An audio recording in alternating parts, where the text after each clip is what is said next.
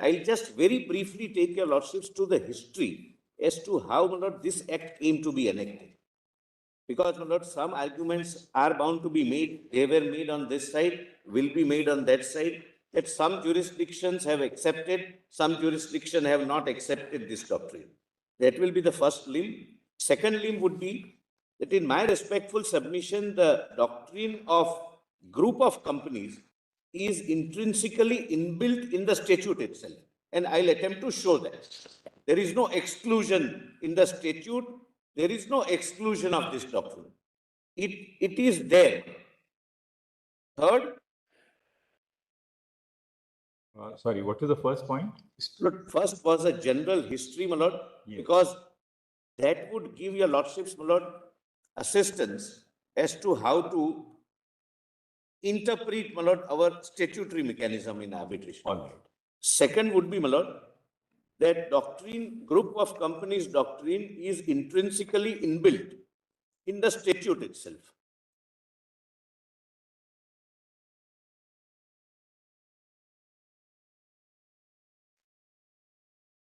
Yes.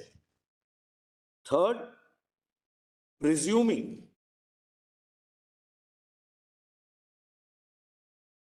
that the act excludes that doctrine or act does not at least include the doctrine, but my submission is going to be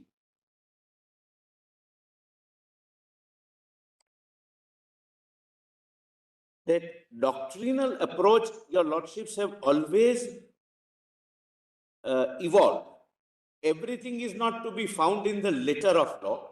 Your lordships infuse blood and soul by developing doctrines for interpretation of the statute as it stands.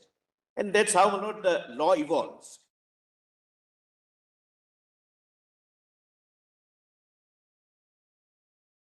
Fourth, my lord, how other jurisdictions have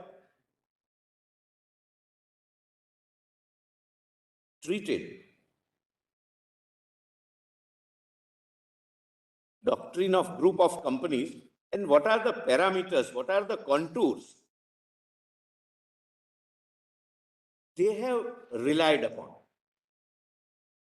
But ultimately, my lord, ultimately the bottom line of all these jurisdictions would be that your lordships may perhaps be able to lay down illustrative cases if your lordships accept the doctrine, but eventually it will be a case-specific determination if the doctrine is to be applied in our act.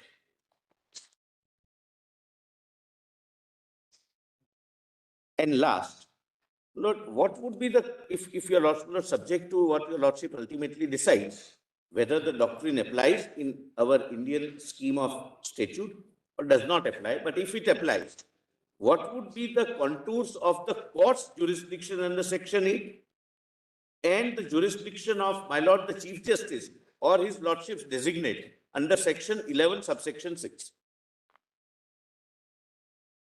To what extent, my lord, the examination would be required at that stage? Yes. Yes. My lord, since, my lord, there are other, my learned friends are also, my lord, I'll compress it, and what may not be directly relevant, my lord, I'll point out briefly. Lord, first of all, so far as history is concerned, your lordships are aware, whatever is relevant for the present dispute. Lord, this alternative dispute mechanism concept started in 1923 with Vienna Convention. Geneva Convention, I'm sorry. Geneva Convention, 23 and 27. But it was too broad-based mechanism, and in fact, it was not a mechanism at all, which led to eventually New York Convention.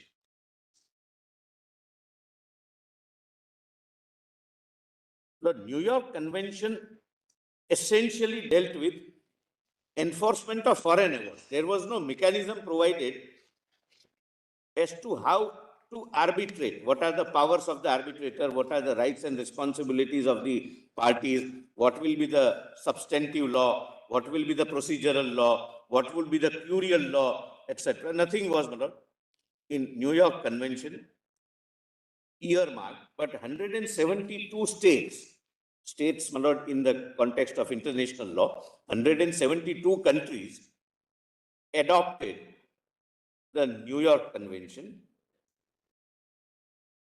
So that a global need was found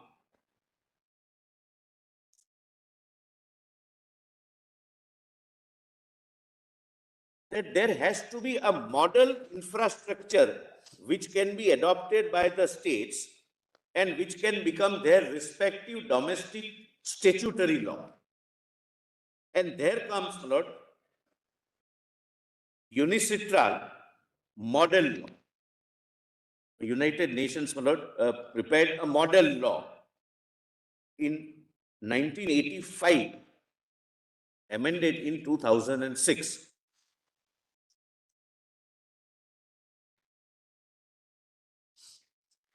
So there are 82 countries which have adopted the model laws, including India. Why this is necessary? Broadly speaking, globally, there are two bifurcations or two divisions. One, who have their domestic law in tune with or in conformity with unicitral model law. They are broadly referred to as model law countries. And others, they go by their own domestic law. They have their own laws, may or may not be in conformity with unicitral law. Even if it is in conformity, it's not because they have adopted or assented to or become a signatory. They have picked up some issues. So there are two broad classifications of the countries. Now, my lord, I come to the main issue, Lord, my respectful submission and the first submission, that this doctrine is inbuilt in the statute itself.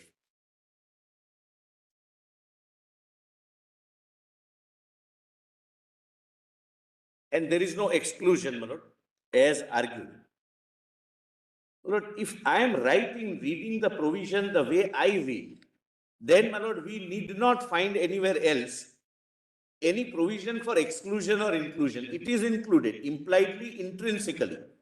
Lord, kindly, therefore, on this point, come to page 2. I have quoted, my lord, some of the provisions to, my lord, make myself, my lord, more clear. As pointed out above, the Act uses certain terms, expressions, and phrases very broadly so as to not reflect the scope of alternative dispute redressal mechanism in minimum category of cases only.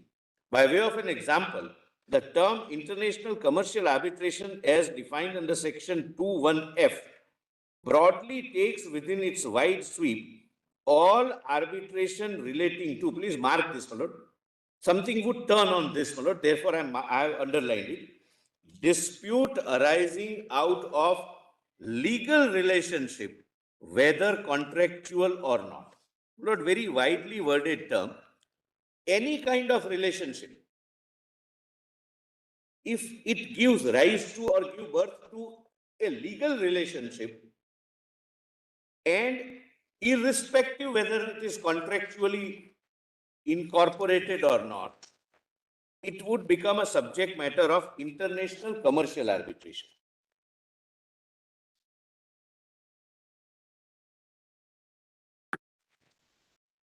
So now, Lord, why I pointed out the unicitral model law which we have adopted.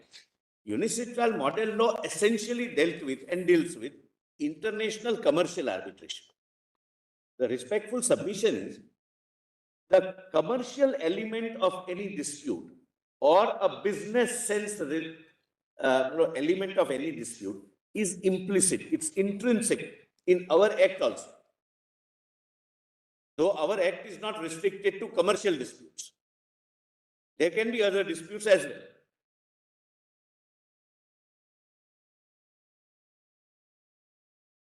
Now, please come to para 6, Coming to domestic arbitration, also it is clear that the group of company doctrine has remained inbuilt in the scheme of the Act before and after Law Commission's report number 246 and the amendment made in the year 2015 based thereon. Firstly, the term arbitration agreement is consciously not defined either under Section 2 or elsewhere so as to include only an agreement in conventional sense of the term as used in Indian Contract Act or elsewhere. The legislature has very consciously avoided a restrictive definition which gives a conventional meaning to the term agreement, that is, a document executed by the parties at the foot of which the parties would put their signatures. Lord, nothing prevented the legislature from saying